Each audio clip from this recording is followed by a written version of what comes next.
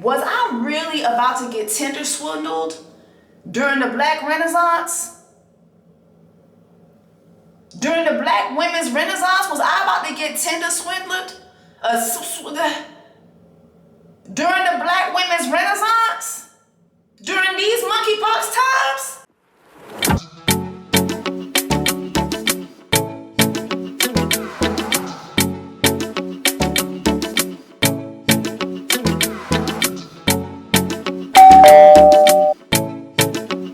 I don't know what it is, but I just cannot seem to have a normal dating experience for the life of me.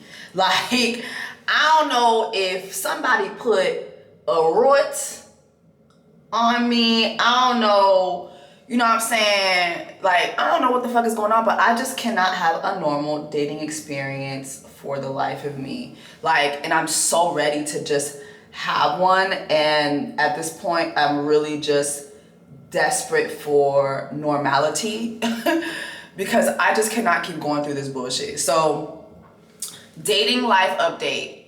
Grab a snack. Bitch, grab a snack. Get a drink.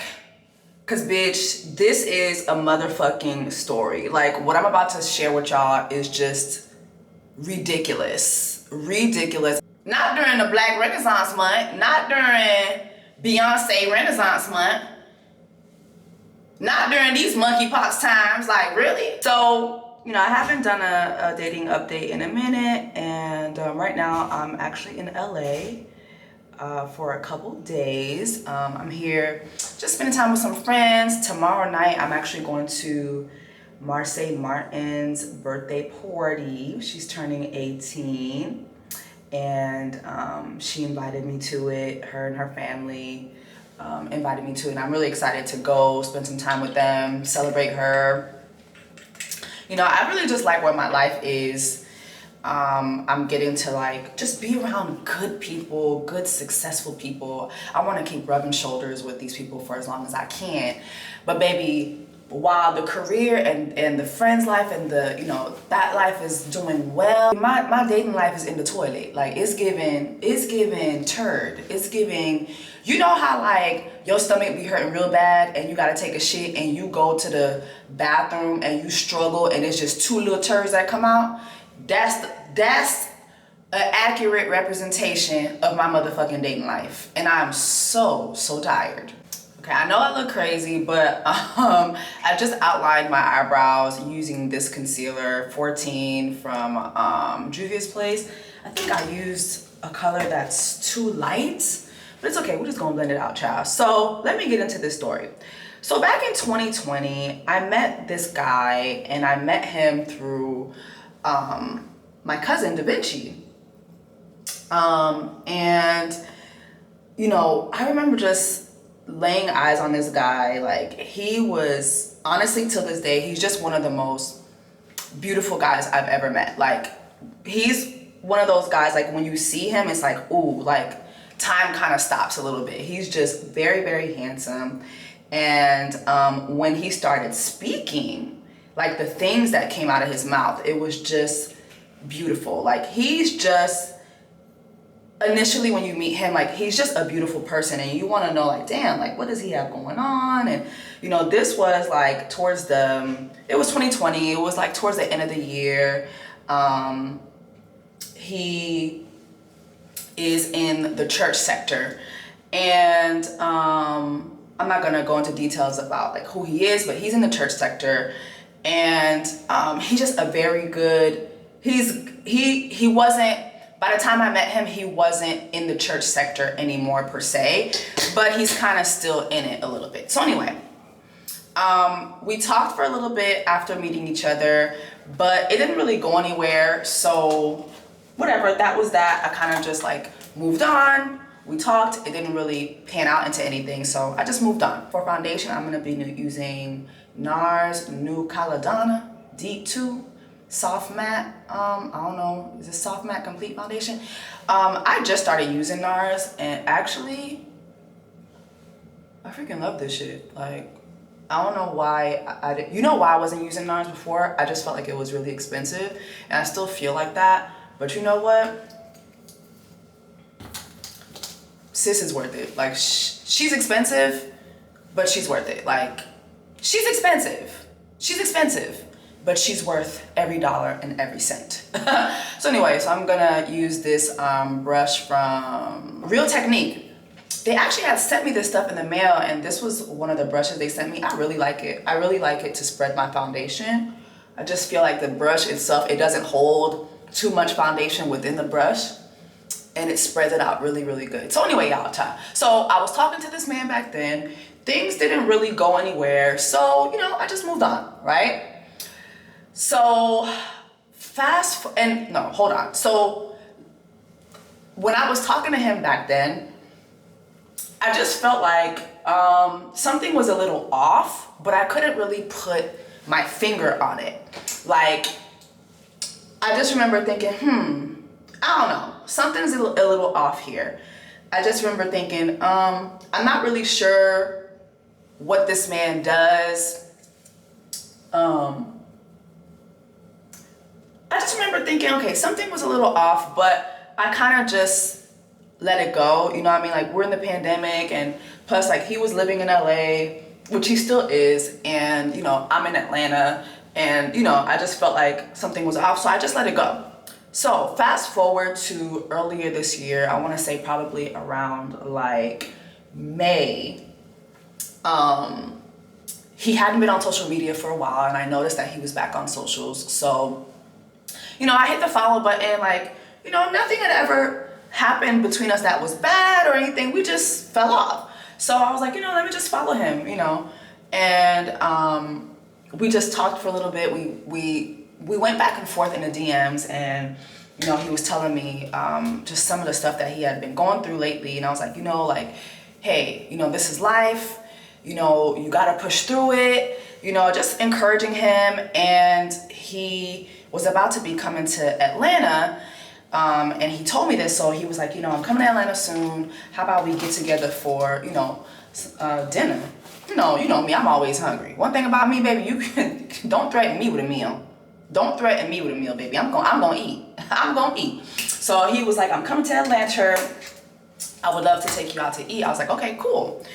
So we go out to eat, y'all, and drinks is hitting, conversations is hitting, and I'm just reminded why, like, I felt like it came back to me, like, why I initially did really like this guy a lot. Like, conversation is there, you know what I mean? Like, we could talk about anything. He's fun. He's just cool to be around.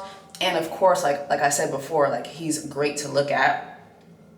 So, you know, we're talking, everything's cool. And, you know, after we left dinner, he was like, hey, like, can we keep in contact? I'm like, sure. So we keep in contact.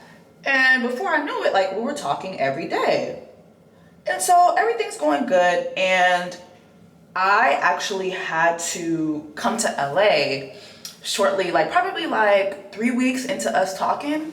I had to come to LA, and I had to come do some stuff for the LOL network for the Martin reunion special. So I kind of like put myself out there, and I was like, you know, I have to come to LA. Why don't I stay with you? You know, just seeing what he was gonna say. And he was like, of course you can stay with me. So I was like, ooh, okay, let me go ahead and stay with him then. You know, nothing happened. Everything was great. Like I said, he's from the religious sector, so I wasn't expecting anything to happen. He was very respectful. Like, everything was cool. We went out to eat. Like, I was like, okay, this is like a little vibe. Like, I'm liking this vibe. And so, you know, we keep in contact. Shortly after I spent time with him in LA, he came to spend time with me in Atlanta. Now, let me just go back to LA for a moment. This man lives in a gorgeous apartment. Like, I'm talking about, first of all, it's a very popular apartment. And like, I'm saying, like, it's very expensive. It's in LA. Rent start at about like $6,000. You know what I mean? Like, so he's doing well for himself, you know, from the naked eye. He's doing pretty well for himself. And, you know, I remember asking him like, hey, you know, it's like, since I haven't seen you in a bit, like, just put me up on game. Like, what do you do now? And, you know, he was telling me that he has a bar that he owns back home. He also has a shoe store that he owns back home, you know, and that, you know, business is good. So I'm like, okay, cool. So he's able to, you know, make money, and, you know, like, while he's in LA, he's also trying to get into like the actor world or whatever. So, you know, the money that he's making from his businesses, I guess it's carrying him through, you know, for his lifestyle in LA. Mind you, like I said, he has a nice place that he stays. The man has 3 luxury cars, like very luxurious cars. I'm talking about like one of the cars, if you buy it used, it is $300,000. Like it's a Wraith. You know, like he's doing pretty well for himself. And he's, like I said, he's spiritual, he's nice, he's respectful, conversation is great. So I'm like, okay, like I low-key might have just hit the jackpot, you know? So anyway, he comes and he spends time with me in Atlanta, and, you know, he stayed with me for like 2 days. So I was like, everything went great. So I'm like, okay, this is great. Now, after he comes and stays with me, probably like a couple weeks later, it's my birthday. And, well, my birthday is coming up. And so I think we were just talking about like what I had coming up for my birthday. And I was like, you know, I'm going to St. Martin for my birthday. And he was like, oh, well, I would love to come to St. Martin. And I was like, well, you know what? I already have a suite booked. Just buy your plane ticket. He's like, oh, I wish I could, but money's tight right now. And I was like, I mean, it's $2,000 for the plane ticket. And you don't have to pay for the room. Like I already have a suite and everything. You just buy your plane ticket and come. And he was like, yeah, but money's pretty tight right now. And so I was like, okay, I mean, I'm not understanding how money is tight for you, because you live in a luxurious building. You drive a Wraith. You drive a Range Rover. Like you have a third car. You're living in a very expensive building. And mind you, like in LA, to park your car in your building, it'd be like $300. That's like another car note. It's like another car note for you to just park your car in the building where you live. So I was like, yeah, you have all these luxury things, so I'm not understanding how money is tight. So I guess like that conversation put him off a little bit, but I just was like, I mean, drop that in the comments and let me know if I'm wrong for making that remark. I was just like, I mean, you come across as a get money nigga, so $2,000 shouldn't be a lot for you. You got a Cartier bracelet, you got a Rolex, you got an Audemars Piguet, Piguet, whatever the fuck.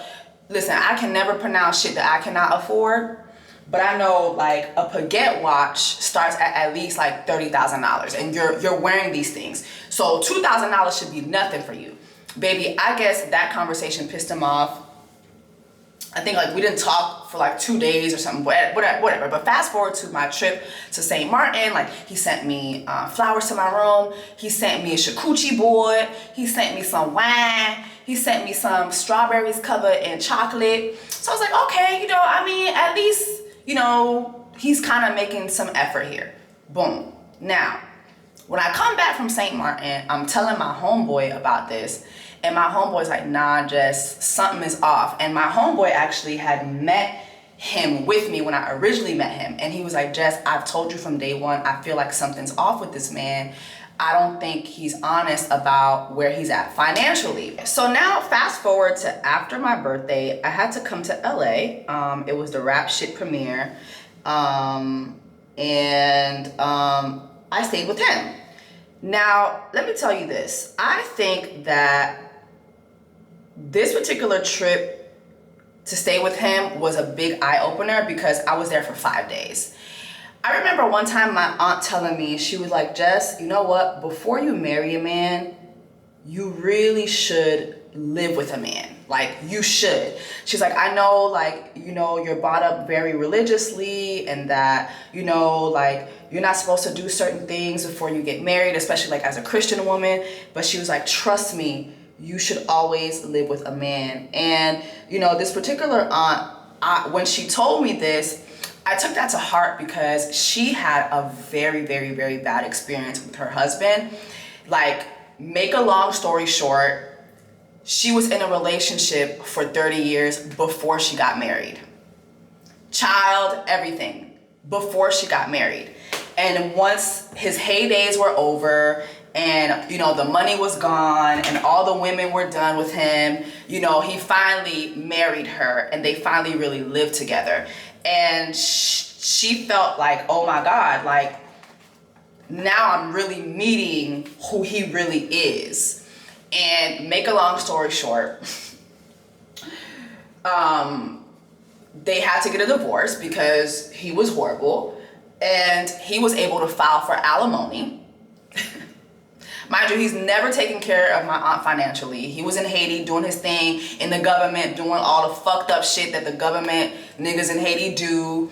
So he never supported her financially. He was able to file for alimony here in the States, and she has to pay him. Mind you, she's in her 60s now, like she's nearing retirement.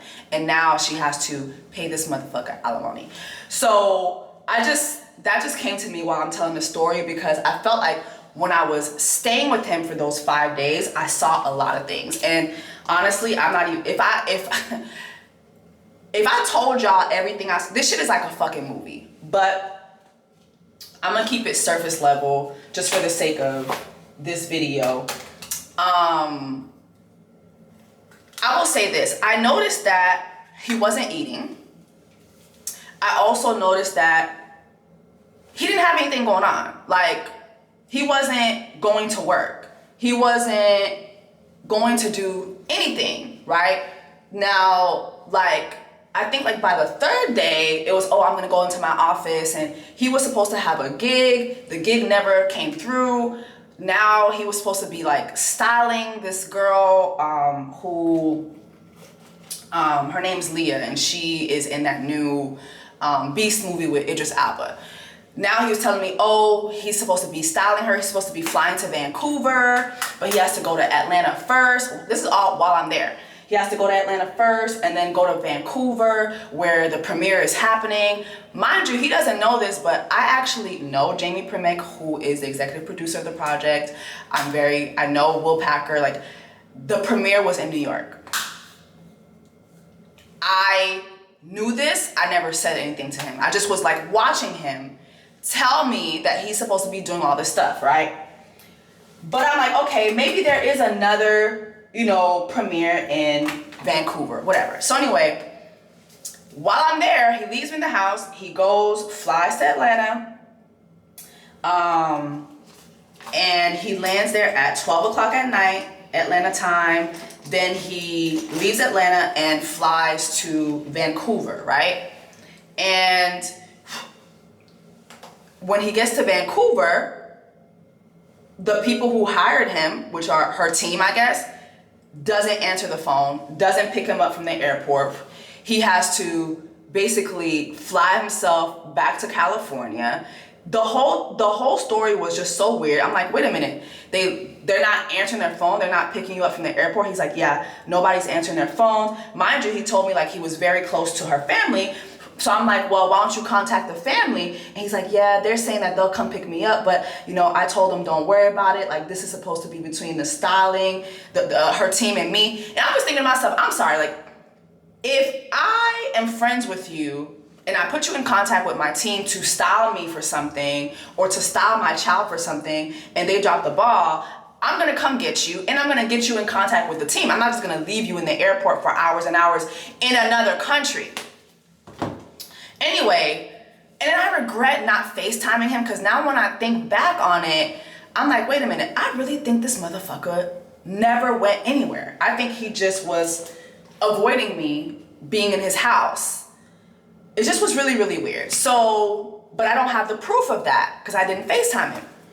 The only proof I do have is now you can look up the Beast movie, you can look up the Beast premiere, you can see that Leah was styled by someone else, and the dress she had on is by Claude, who's a very good friend of mine. So this nigga lied to me about this, right? So anyway, but I didn't put all that together yet because the premiere hadn't happened or anything. I just was like, this is weird. He's not eating, he's not doing anything.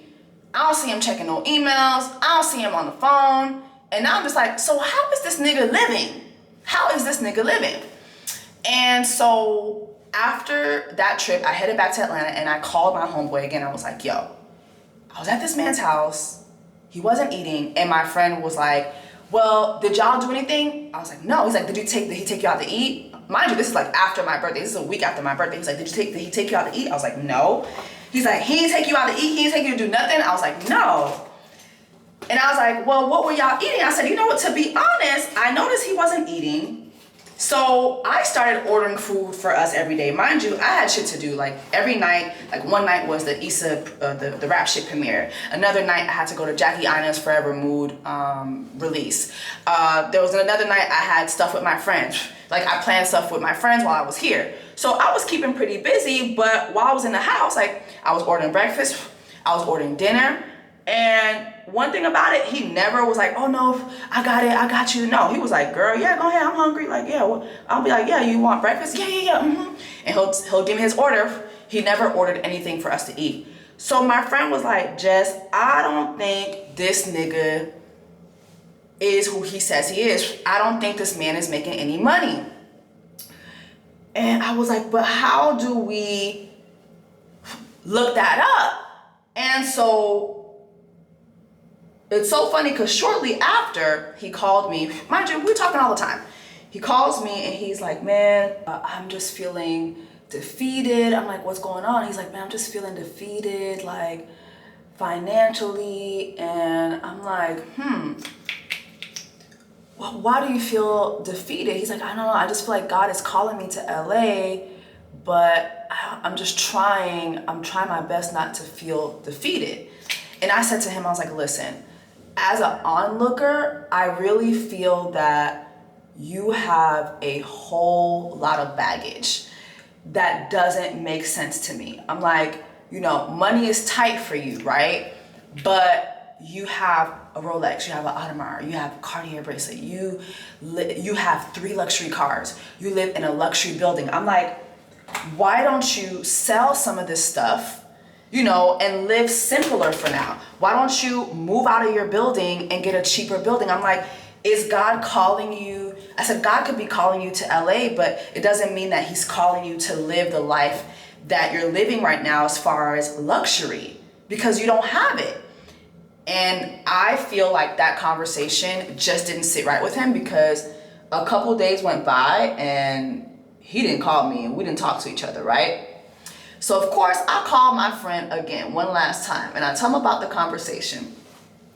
And he's like, Jess, there is a program here in LA where for COVID, the governor had COVID relief that allowed a lot of people not to pay their rent and not to pay their mortgage. He's like, I really feel like Buddy is using that. I don't feel like he's paying his bills.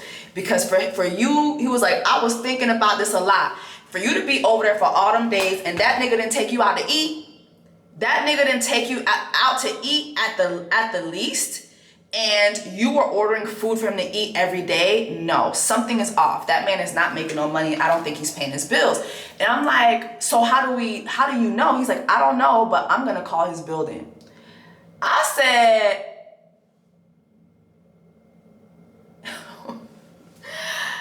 you cannot do that. He's like, yes, I can. I'm gonna call that man's building. Y'all, my homeboy called this man's building. So my homeboy called the building.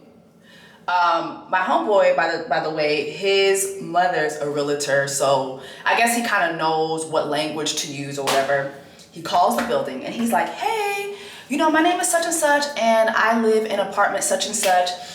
Just calling because I'm about to get ready to make my payment and I just want the balance.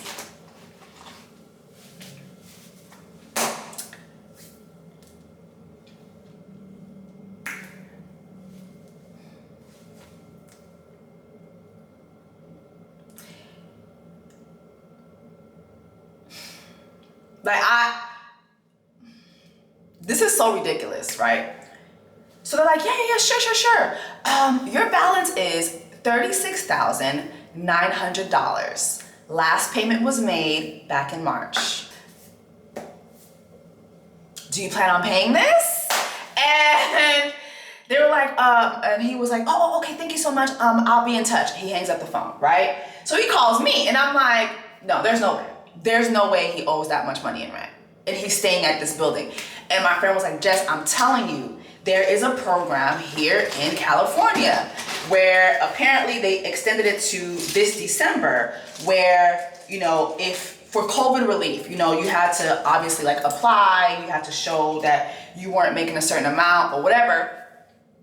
He's like, the program is still intact until December, but apparently once December rolls around, whatever you owe, you will have to pay back. You will have to pay back. It will go on your credit. You will be responsible for it.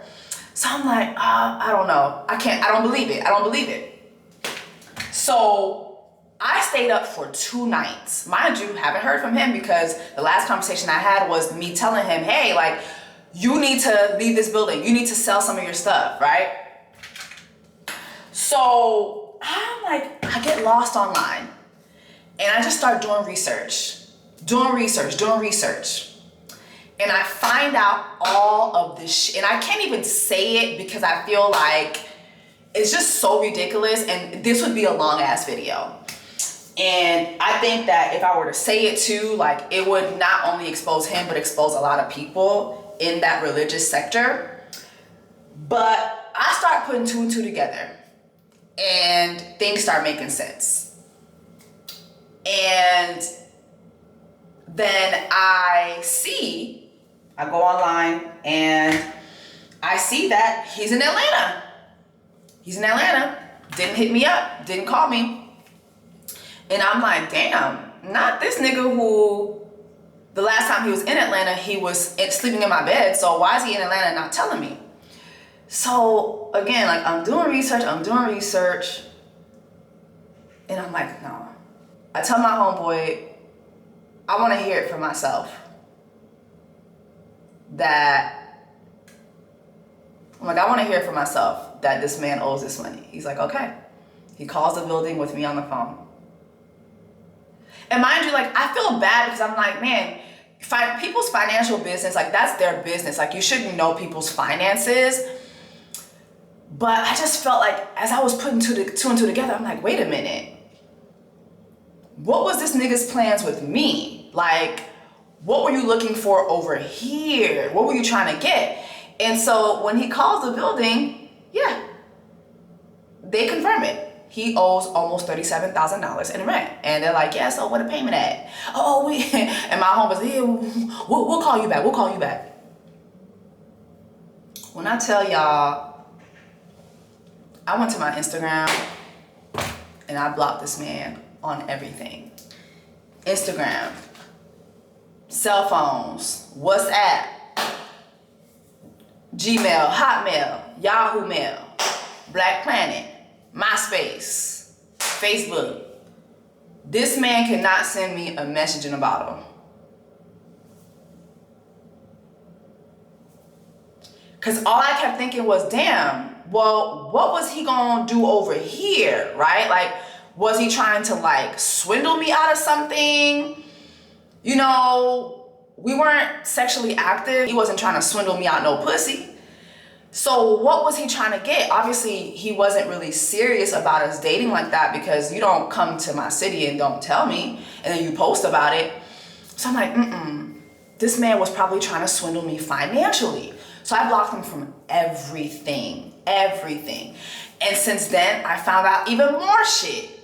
And now it just had me thinking, like, was I really about to get Tinder swindled during the Black Renaissance? During the Black women's Renaissance, was I about to get Tinder swindled? During the Black women's Renaissance? During these monkeypox times? Me, she, her. Swindled.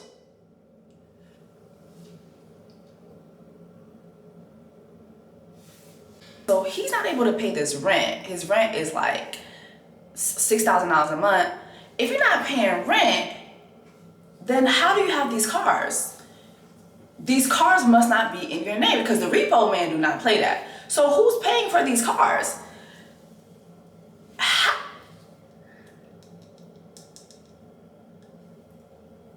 Somebody somewhere is getting swindled. Like somebody somewhere is getting swindled because the math is mathing, but it's mathing down. The math is mathing now, but it's mathing down. It's not mathing up, it's mathing down, okay? So something somewhere don't make no sense. Somebody somewhere forgot to make 2 + 2 = 4.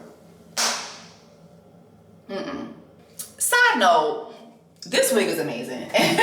I found a new vendor. I get a lot of questions on IG like, girl, where are the wigs? Where do you get your hair from? You know, I have my own hairline, thejessiewoo, but I haven't really sold anything in like a year. And that's because vendors during the panoramic have been disgusting. Finding a good vendor was really bad, but I finally found a good one. And it's gonna be where I don't have to make the wigs myself, thank God, but I get to dictate how to make the wigs.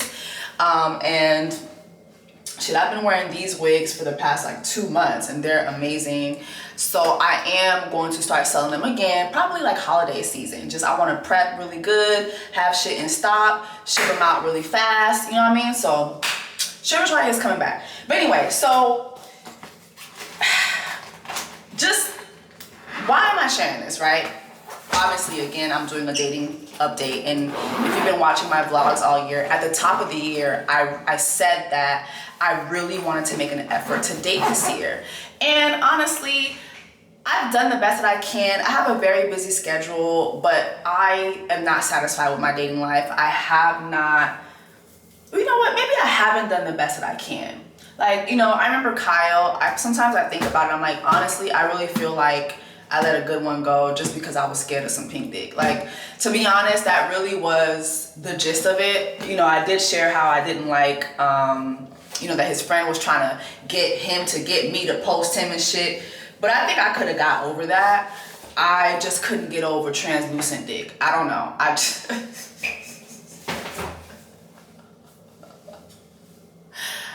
couldn't get past being able to see his arteries in his dick. I just, you know what I mean? I don't know. To my friends out there, my girls, my sisters who are out there sucking pink dick, maybe y'all could give me pink dick tips. Because to be honest, when I look back at the last few years of my dating experience, Kyle was so simple. So simple. White guy, went to work, you know what I mean, had a good job. He was an executive at a construction company. Good stable job, good income, had an apartment. You know, he drove his little beat up Honda, or I think it was either a Toyota Camry maybe. You know what I mean? Like, I didn't like the fact that when we go to brunch, he came out to brunch with, you know, dirty ass shoes. But I remember one of my friends, Tiara, telling me, she's like, girl, because she's black and she has y'all know Tiara Monet. And she told me this. She was like, girl, white men is where it's at. She's like, I'm telling you, like, it's where it's at. She's like, they're very serious and they're very intentional. She said the only thing that you're probably not gonna like is their style. And she was like, you're just gonna have to coach him on that. Like, teach him how to get a haircut. Teach him how to cut his hair. Like, go shopping with him. And I was like, I don't wanna do all that. But now when I look back, I'm like, to be honest, that wasn't that bad of a deal, okay? Like, just to help him get a little seasoning in his wardrobe and a little seasoning in his swag, you know, compared to this nigga who literally is living a fake life. And I just was thinking about this, like, you know, I feel like men like this, and not just this guy, but just this generation in general, this generation is so addicted to looking like where they want to be. They don't want to do the work to get there. They want to look like they're there, and they're willing to do anything. They're willing to do anything to look like what they are not. And it's a very, very scary thing, especially like when you look at, like, just as a black woman, like how in danger we are already. And I just was thinking, I'm like, man, was this nigga like buttering me up to swindle me? When I go back and I just think about our conversations, this man always had something going on. Oh, my mama tried to kill herself last weekend. Oh, my daughter, who he adopted at 19, she's in the ER. And I'm going through so much trauma. He was always going through some trauma. And I feel like when I look back at it, he was buttering me up to make me feel bad for him. And I think he would have eventually started asking me for money. He wouldn't have gotten it. Now, have I paid for him to eat? Like I said, like, I feel like food is food. Food is so basic. If I see somebody hungry, like, I'm gonna get you food. You know what I mean? Like, I think that's so fucking basic. But I really look back at it, I'm like, damn, I really think this man was buttering me up to start asking me for money. And then when I just started thinking about some of our conversations too, some of just like the luxury items that he had, it was men that gave it to him. It was, oh, this guy just believed in me and he gave me an Audemars watch. What do that sound like to y'all? What do that sound like to y'all? Do that sound like it even makes sense? Like, literally, you meet somebody and a couple weeks later, they're buying you a Audemars Baguette Patek watch. Pagaye. Bitch, I cannot pronounce shit I can't afford. One thing about it, I can't afford no $30,000 watch. And what I love about me is that I have never been a prisoner to looking like I got money, looking like I'm living a luxurious life. I live what I live. I have a nice place to stay. Y'all, I haven't even had a car. I haven't had a car in 5 years. I don't have a car. Because I feel like it's such a big expense to where like I want to be in my own home with my own garage, like in my own lavish home. Then I want to get a car. And when I get a car, I want it to be like a Tesla, or I want it to be an electrical Mercedes, or something that like I made it. Financially, I could do this, and I don't want to have no payments. I want to buy it outright. When I get my house, I want to put at least 1/4 down on the house.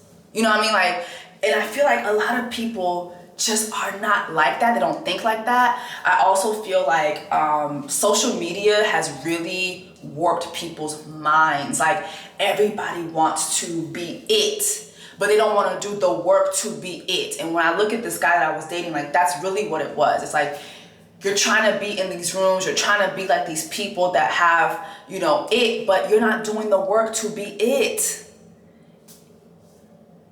And you're kind of preying on people a little bit.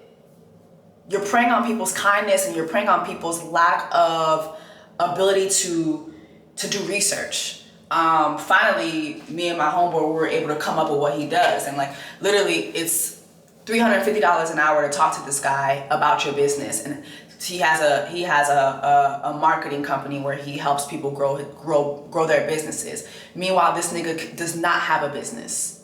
Well, he does have a bar and a restaurant back home, but he has 5 partners. And the bar and the shoe store, I think, they're not making that much money. We were able to do research on that too. They're not making that much money. So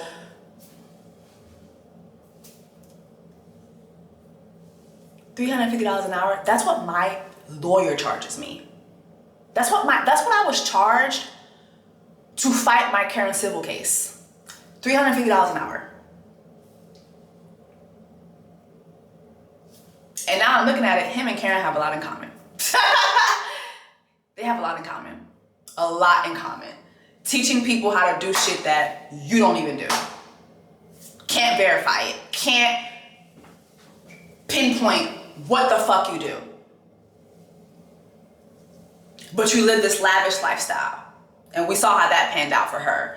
And I think that, you know, anyway, I don't want to say this person's name, but I feel that it's important for me to have this video, not only to like give y'all an update on my dating life, but to also kind of put an APB out there, because I feel like I've said certain words that certain women will hear, and they will know. If this is you, bitch, you are about to be a victim.